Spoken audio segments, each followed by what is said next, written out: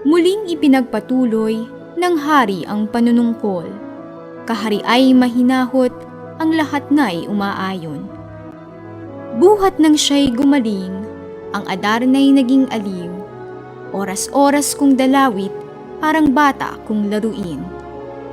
Sa sarili din nagkasya ng pagdalaw sa Adarna. Naisipang paggabinay, pabantayan ang hawla. Di sa iba binigay ang ganitong katungkulan. Baka anya pabayaang makawala o mamatay. Hinirang ang tatlong anak at nagbala ng marahas. Ang sa inyo ay magsukab, sa akin ay magbabayad. Nakatadhana sa utos ang gawaing pagtatanod. Ang tatlo ay sunod-sunod sa magdamag walang tulog.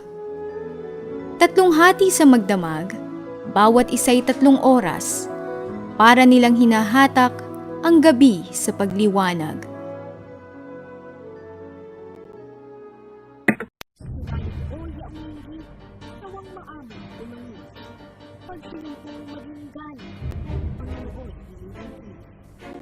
Si Don Pedro ang tinatawag ang magawa ng marami. Si Karina naging wala. Ay ipahama.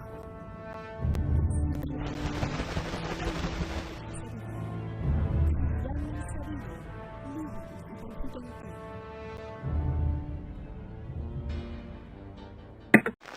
Pag umitak ang umaga, si Don Y umalis na. Wikay, Ito ang maganda, natatago ang may sala. ipinahanap ang bunso, ngunit saan masusundo? Matagal nang nakalayo, di sa hangad na magtago. Umalis na ang dalawa, nagmamagaling sa ama. Ang pangako'y pag nakita, iuuwit ng magdusa. At tunay ngang nagtagumpay ang tiyagang pinuhunan. Nakita rin si Don Juan sa Armenyang kabundukan.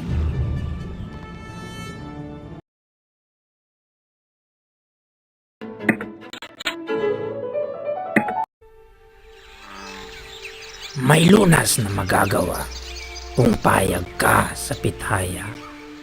Sa akin ipagtiwala ang anumang iyong nasa.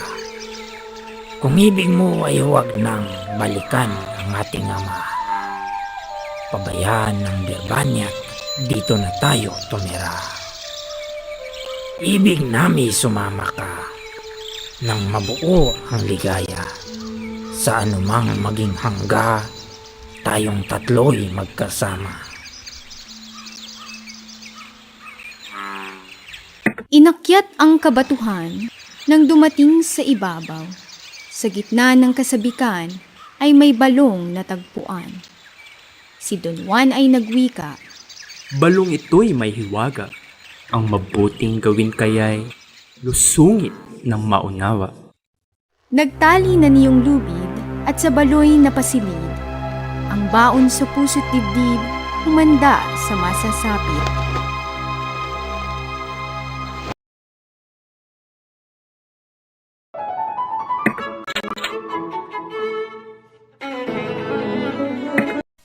At sa kanyang pagsasakit, lalim ng baloy nasapit.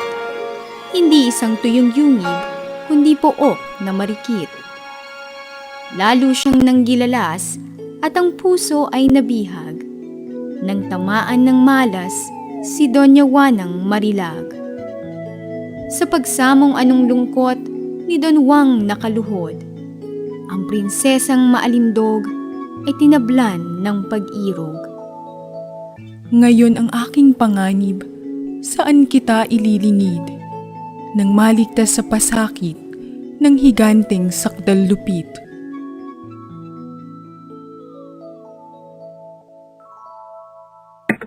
Di naglipat ilang saglit ng masayang pagniniig.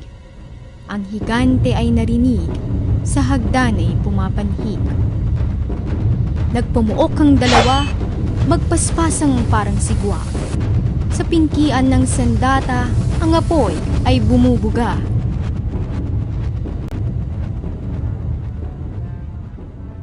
Nang patay na at sa lupa, Ang higante ay bulagta. Sa kaganap na natuwa si Doña Juanang Mutya. O dunwang aking sintay, tunay bang aalis ka tang? Dito ay maiiwan pa ang bunso kong si Leonora. Parunan mo at sunduin, sa ngalan ko ay sabihin, siya'y parito ngayon din at ibig kong kausapin. Ngunit irog may pangamba ang pagsundo mo sa kanya. May tangkilik kay Leonora ay serpienteng palamara.